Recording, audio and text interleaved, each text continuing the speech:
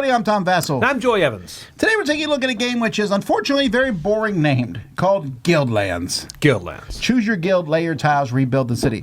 This is a game that when I looked at the back, I was kind of, It's like it was a city, you lay tiles, and I was like, I've kind of seen this before. Yeah, pattern building type thing.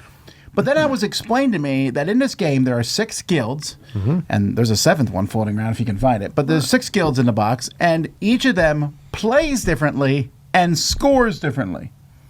Now, I don't know, when you tell me that, I'm like, how true is it? So I'm going to show you how it plays, and then we'll come back and talk about that. At the beginning of the game, each player is going to pick one of the factions that is in the game, and that faction will tell you what pieces that you get with that faction. So, for example, the Druids have 2 workers and a shrine token. The Merchants have 2 workers and a pop-up marker token.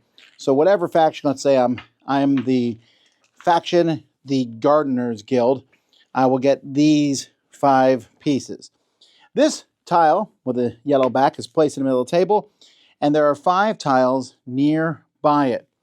And on a player's turn, you just go clockwise around until all the tiles are placed, in which when we go to scoring, but you have an action that you'll take.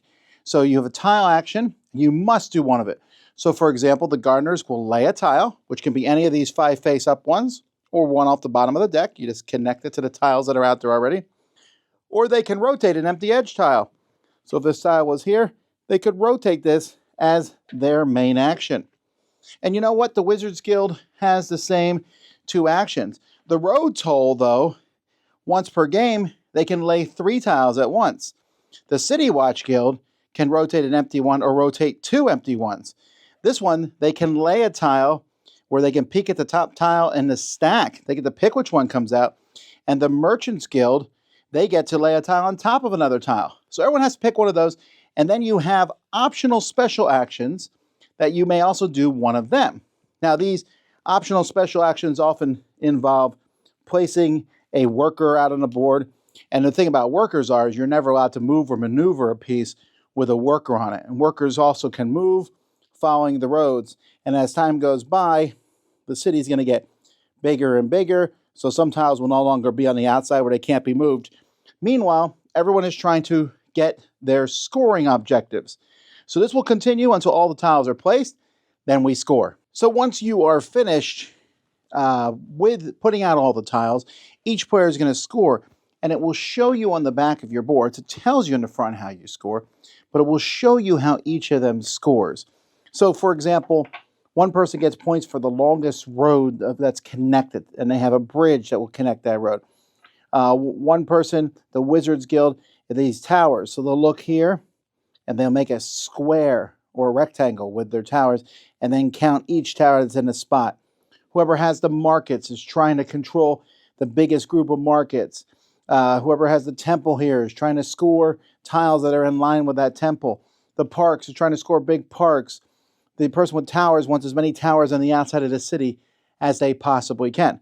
And then leftover coins will also give you points. 1 gives you 1 point, 4 gives you 7. And whoever has the most points is the winner.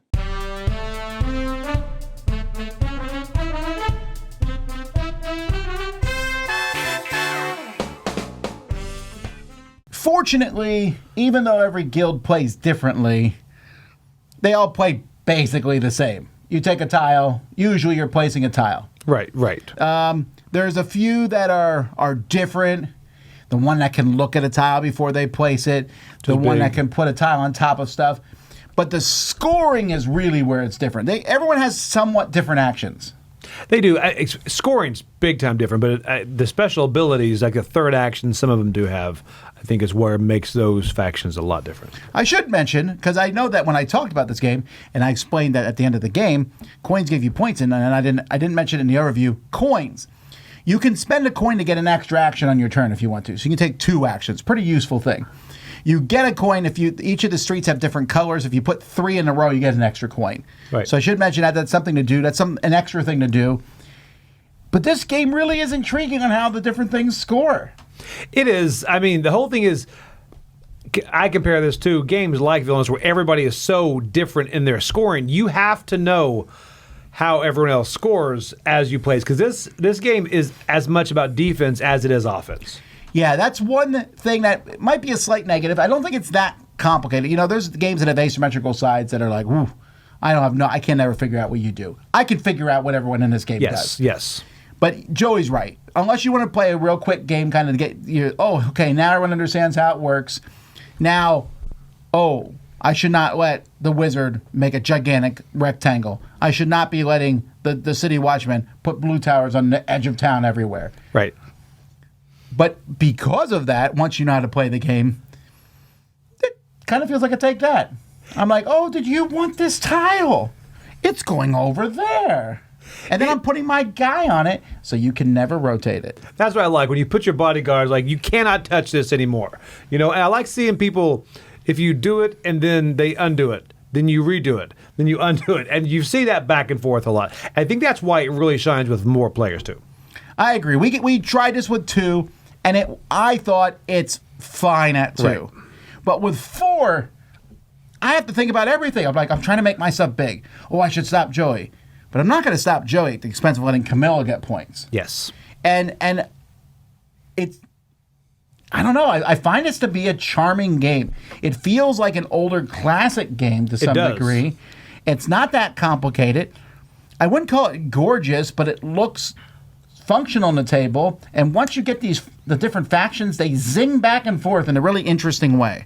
And it plays really quickly. I mean, you just grab a tile, you play a tile. And it's very fast. The one thing, the strategy comes in on when to use those coins. They are points at the end, but be able to do 2 in a row, that's big, especially if you know you're about to be blocked. You're about to get those big points. So I think that's a huge thing about that. There's a lot of strategy in this.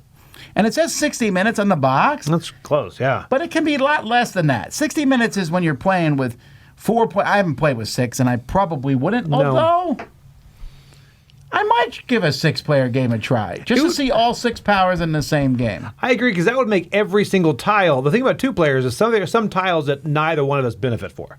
If you have 6...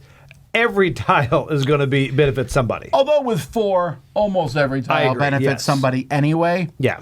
Yeah, this is an interesting one. This is a surprise for me. I was not expecting to like this one as much as I did.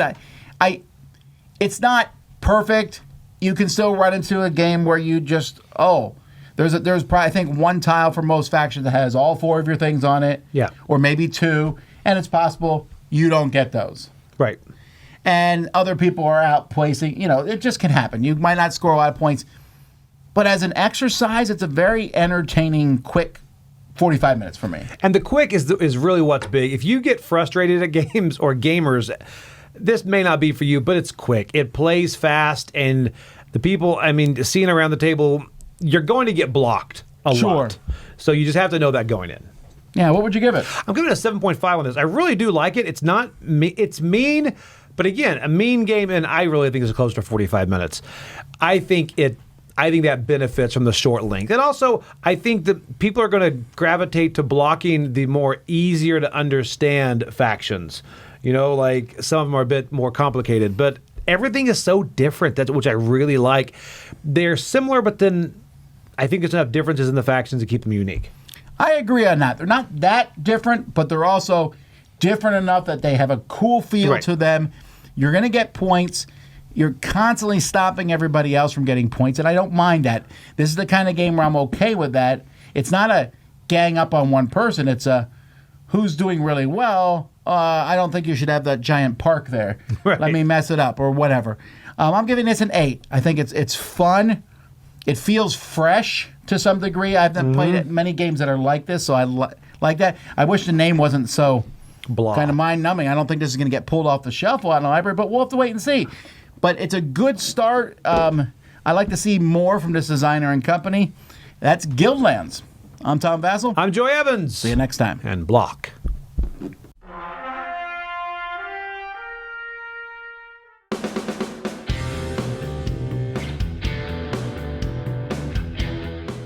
Hey everybody, thanks for watching this video. If you like this review or whatever you just watched, wasn't it amazing? Check out our channel, Dice Tower We have all kinds of things. We review games, we do top 10s, we play games live. It's all about board games, but especially the people who play them. Check out Dice Tower YouTube channel.